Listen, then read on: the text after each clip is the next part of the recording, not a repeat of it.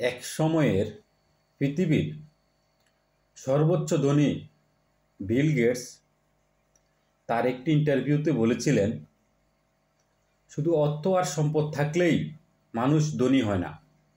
অনেক অর্থশালী সম্পদশালী মানুষও গরিব মানুষের চেয়েও গরিব, নিচু মানুষের চেয়েও নিচু।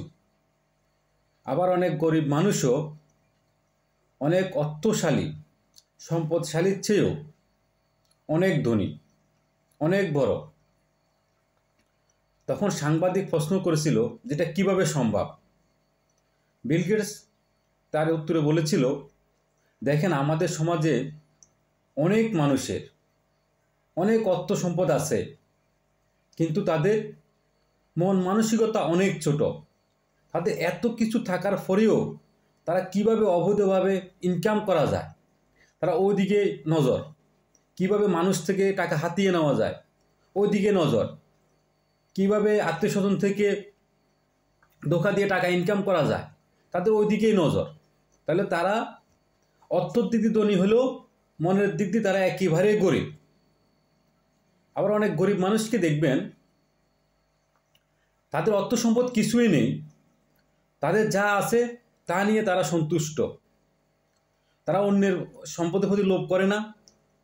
কেউ যদি ভুলে কিছু টাকা রেখেও যায়, তারা রাস্তাঘাটে পায়, তারা দেখা যায় ওই টাকাটা ফেরত দিয়ে দেয়। তার মানে তার অর্থ নাই, তবু সেই অর্থের লোভ করেনি। এর মানে এলো সে মনের দিক দিয়ে অনেক ধনী, যদিও এখন তার কাছে অর্থ নেই।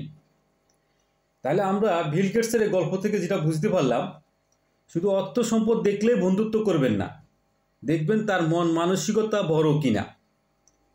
যদি মন মানসিকতা বড় না হয়, তাহলে আপনার ওই বন্ধুটা, সম্পদশালী বন্ধুটা, আপনাকে যে কোনো মুহূর্তে যে কোনো জায়গায় অপমান অপদস্থ করতে পারে। বন্ধুত্ব করতে গেলে দেখবেন সে গরিব হোক, তার মনটা সুন্দর কিনা, তার মনের দিক দিয়ে সে ধনী কিনা। যদি মনের দিক দিয়ে ধনী হয়, সে আর যাই করুক আপনাকে আ জায়গায় কু জায়গায় ওই অপমান অপদস্থ করবে না।